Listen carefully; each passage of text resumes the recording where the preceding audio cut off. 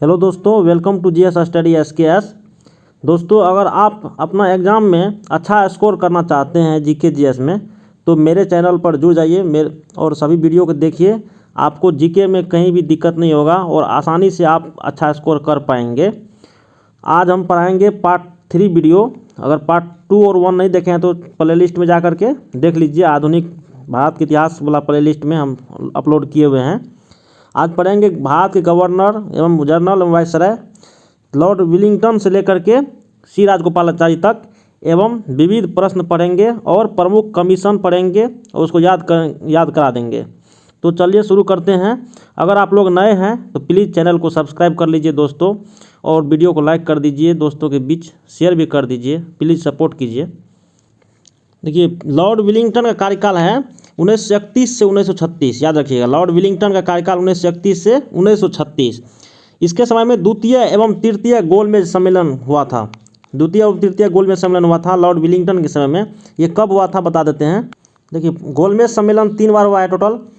प्रथम गोलमेज सम्मेलन हुआ था 12 नवंबर 1930 को, डेट सहित याद रखिएगा। द्वितीय गोलमेज सम्मेलन हुआ था 7 सितंबर 1931 को, और तृतीय गोलमेज सम्मेलन हुआ है 17 नवंबर 1932 को। 1930, 31, 32 तीन गो हुआ है, 30, 31, 32। डेट पहला का 12 नवंबर, दूसरा का 7 सितंबर और तीसरा का 17 नवंबर। इसमें प्रथम गोलमेज सम्मेलन लॉर्ड इरविन के कार्यकाल में हुआ था।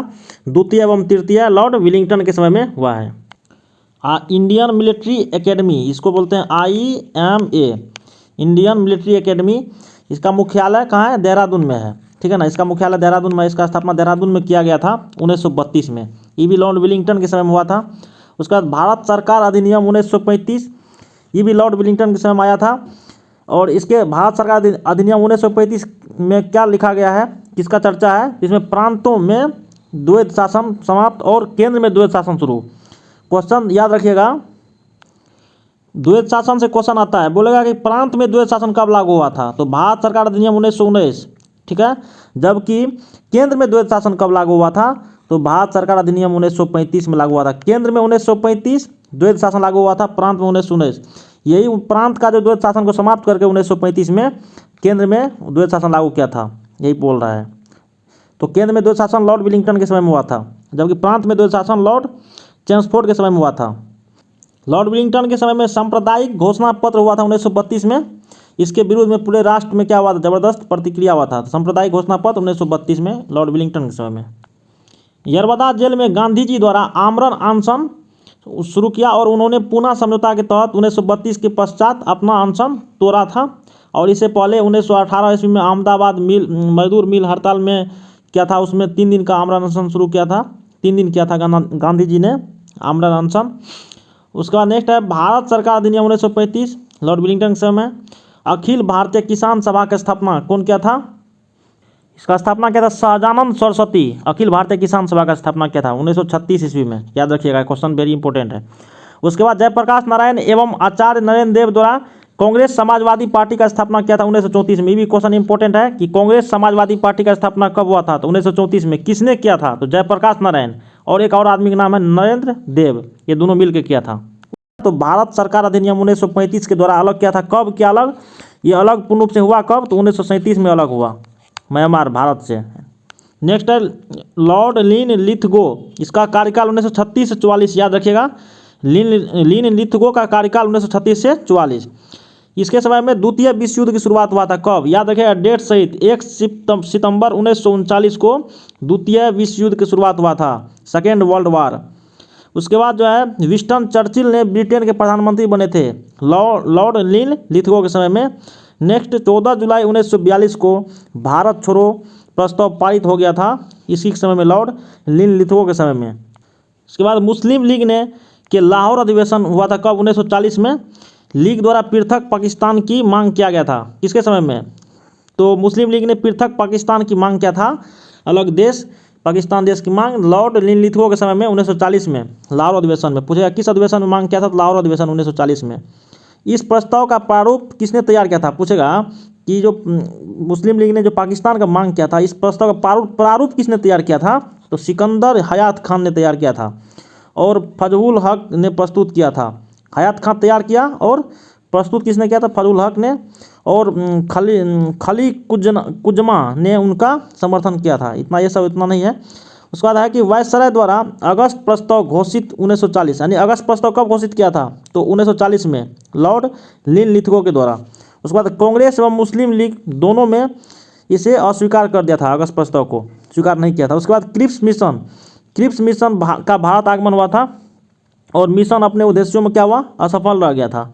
ये क्रिप्स मिशन जो है ना 1942 ईस्वी में भारत आया था, स्टैफोर्ड क्रिप्स की अध्यक्षता में आया था ये भारत, इसलिए इसका नाम रखा गया क्रिप्स मिशन।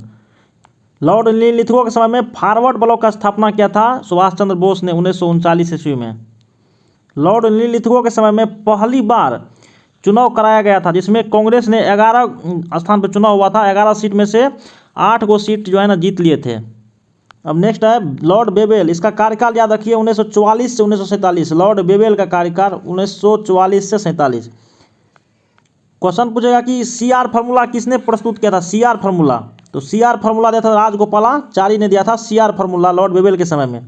नेक्स्ट क्वेश्चन पूछेगा कि कैबिनेट मिशन भारत कब आया था? कैबिनेट मिशन तो 24 मार्च 1946 को भारत आया था लॉर्ड बेवेल के समय में। और कैबिनेट मिशन का क्या प्लान था? तो संविधान को स्थापित करने के लिए आया था। भारत का जो संविधान बना है कैबिनेट मिशन के अनुसार ही बना है।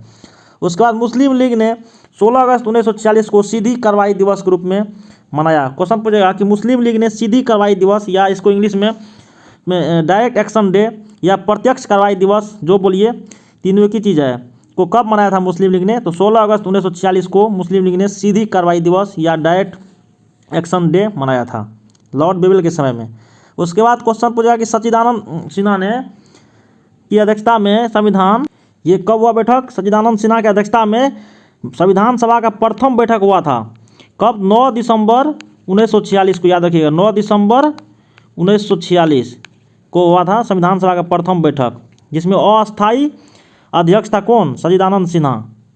संविधान सभा का द्वितीय बैठक हुआ था कब? 11 दिसंबर 1946 को। इसका जो है ना अस्थायी अध्यक्ष कौन बना था इसमें? तो राजेंद्र प्रसाद। तो संविधान सभा का प्रथम अध्यक्ष कौन थे? तो सच्चिदानंद सिन्हा। अस्थायी अध्यक्ष वही थे सच्चिदानंद सिन्हा, और जबकि अस्थायी अध्यक्ष पूछेगा तो राजेंद्र प्रसाद थे संविधान सभा का। लॉर्ड बेवेल योजना, देखिए लॉर्ड बेवेल के समय में बेवेल योजना एवं शिमला सम्मेलन 1945 में हुआ था। ये शिमला सम्मेलन कब हुआ था? 1945 में। बेवेल योजना भी 1945 में। उसके बाद है द्वितीय विश्व युद्ध समाप्त हुआ कब? 1945 को हुआ था। द्वितीय विश्व युद्ध समाप्त हो गया था, लॉर्ड बेवेल के समय में समाप्त हुआ था। उसके बाद ब्रिटेन के प्रधानमंत्री क्लेमेंट एटली ने भारत को स्वतंत्रता देने की घोषणा किया था कब? 20 फरवरी 1947 को। तो ये सब बेवेल के समय में हुआ था। शिमला समझौता याद रख लीजिए एक ठो। शिमला समझौता हुआ था 1972 ईस्वी में। भारत की प्रधानमंत्री इंदिरा गांधी एवं पाकिस्तान के राष्ट्रपति जुल्फिकार अली भुट्टो के बीच हुआ था, याद रखिएगा। पंचशील समझौता याद रख लीजिए, एक भारत और चीन के बीच हुआ था 1954 में, याद रख लीजिए। तो क्या याद रखें? शिमला सम्मेलन पूछेगा तो 1945, पंचशील समझौता पूछेगा तो 1954, और शिमला समझौता पूछेगा तो 1972। तीनों याद रखिएगा, अब पूछता भी है ये सभी क्वेश्चन। अब है लॉर्ड माउंट बेटन, इसका कार्यकाल याद रखिए 1947 से 48, मात्र 1 वर्ष 1 साल के लिए इसका कार्यकाल था 1947 से 48।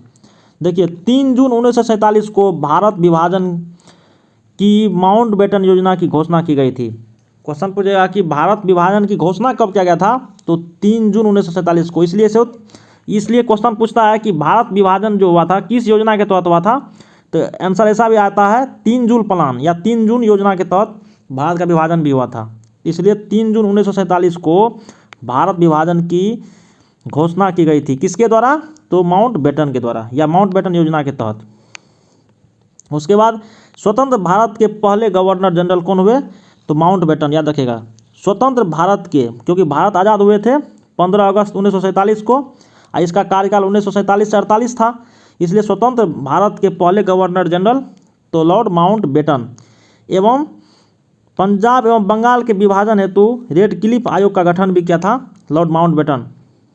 उसके बाद 4 जुलाई 1947 ईस्वी को ब्रिटिश संसद में एटली के द्वारा भारतीय स्वतंत्रता विधेयक